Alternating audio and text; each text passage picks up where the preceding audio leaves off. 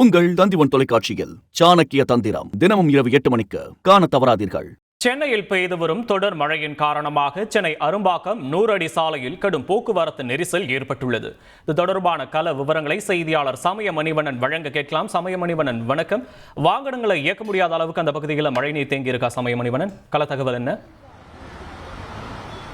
வணக்கம். சென்னையில் நேற்று நள்ளிரவு முதலே தொடர் கனமழையானது பெய்து வருகிறது. குறிப்பாக இந்த பெஞ்சல் புயலின் காரணமாக சென்னையின் பெரும்பாலான பகுதிகளிலிருந்து கனமழையானது தொடர்ந்து பெய்து வருகிறக்கூடிய காட்சிகளை பார்க்க முடிகிறது. இந்த கனமழையின் காரணமாக சென்னையின் பல்வேறு இடங்களில் வந்து மழைநீரானது தேங்கி காணப்படுகிறது. தாழ்வான பகுதிகளில் வந்து முழங்கால் அளவிலான மழைநீரானது தேங்கி இருக்கக்கூடிய காட்சிகளை நம்மால் பார்க்க முடிகிறது.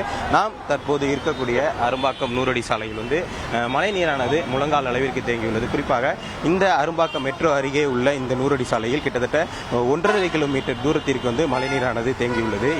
வாகனங்களை இயக்க முடியாத அளவுக்கு இடுப்பளவிலான மழைநீர் தேங்கியுள்ளதன் காரணமாக அந்த வழியை வந்து எந்தவித வாகனங்கள் வந்து இயக்க முடியாத ஒரு சூழல் தான் இருக்கிறது. இந்த வாகனங்கள் இயக்க முடியாத சூழலின் காரணமாக சாலை நடுவே உள்ள தடுப்பை ஒட்டி அனைத்து வாகனங்களும் ஒரு பகுதியில் மட்டும் இயக்கப்பட்டு வருவதன் காரணமாக இந்த பகுதியில் வந்து கடுமையான போக்குவரத்து நெரிசலானது இருக்கக்கூடிய காட்சிகளை பார்க்க முடிகிறது.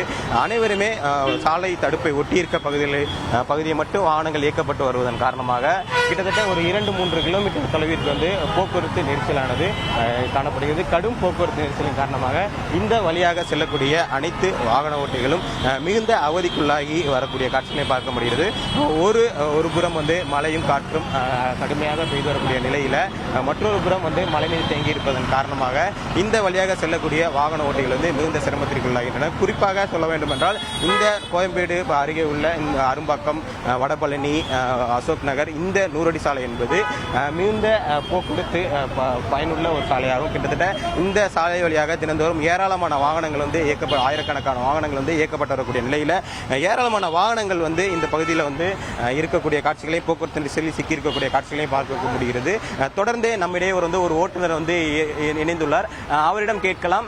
எந்த ஓட்டுநர் ஒரு இணைந்துள்ள அவரிடம் கேட்கலாம். எவ்வளவு நேரம் இங்கே வெயிட் பண்றீங்க? சார் வணக்கம்ண்ணா, எவ்வளவு நேரம் இங்கே வெயிட் பண்றீங்க? ஒரு 1.5 மணி நேரமா நின்றுக்கிறோம்பா.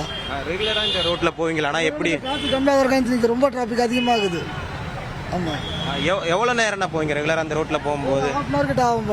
ஹாஃப் அன் ஹவர், ஒரு 3/4 மணி நேரம் ஆகும். இன்னைக்கு 2 மணி நேரம் கிட்ட ஆகி போச்சு. ஃபுல் டிராபிக்ல இருக்குது. தொடர்ந்து எல்லாருமே இருக்காங்க. வாகனத்துக்கு எதுவும் பிரச்சனை இருக்கா? மழையில தண்ணியில போகும், பிரேக் நிக்காது. ஒரே டிராபிக் ஜாமா இருக்கு. டீசல்லாம் வேஸ்டேஜ் ஆகுதுல நிறைய.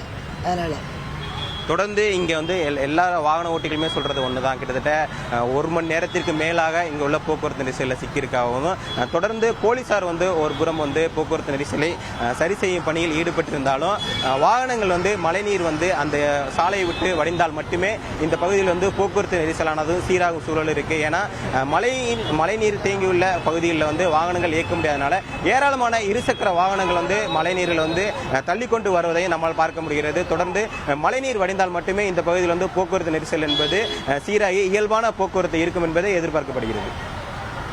கள விவரங்களுக்கு நன்றி சமய மணிவன். உங்கள் தந்திவன் தொலைக்காட்சியில் சாணக்கிய தந்திரம் தினமும் இரவு 8 மணிக்கு காண தவறாதீர்கள்.